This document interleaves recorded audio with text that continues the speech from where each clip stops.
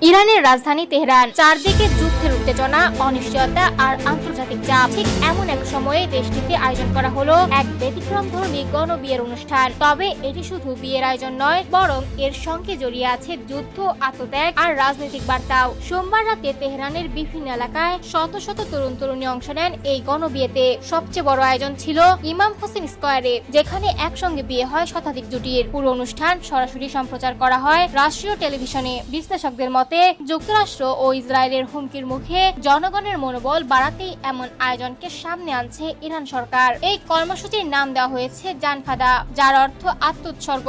ইরানি গণমাধ্যম বলছে, এই কর্মসূচিতে অংশ নেওয়া মানুষরা দেশ রক্ষায় নিজেদের জীবন দিতেও প্রস্তুত। এমনকি ইরানের গুরুত্বপূর্ণ স্থাপনায় হামলা হলে মানবঢাল হয়ে দাঁড়ানোর অঙ্গীকারও করেছে অনেকে। সরকারের দাবি, লাখ লাখ মানুষ এই কর্মসূচির সঙ্গে যুক্ত হয়েছেন। শুধু সাধারণ মানুষই নন, এতে নাম রয়েছে প্রেসিডেন্ট মাসুদ পেজেশকিয়ান এবং পার্লামেন্ট স্পিকার মোহাম্মদ বাঘের গালিবাফেরও। আর পুরো আয়োজন ছিল চোখ ধাঁধানো। সামরিক বাহিনীর জিপে করে বরকনেদের নিয়ে আসা হয় অনুষ্ঠানে। জিপগুলোতে লাগানো ছিল মেশিন গান। একদিকে যুদ্ধের প্রতীক, অন্যদিকে বিয়ের সাজসজ্জা। সব মিলিয়ে যেন এক অদ্ভুত বৈপরীত্যের দৃশ্য।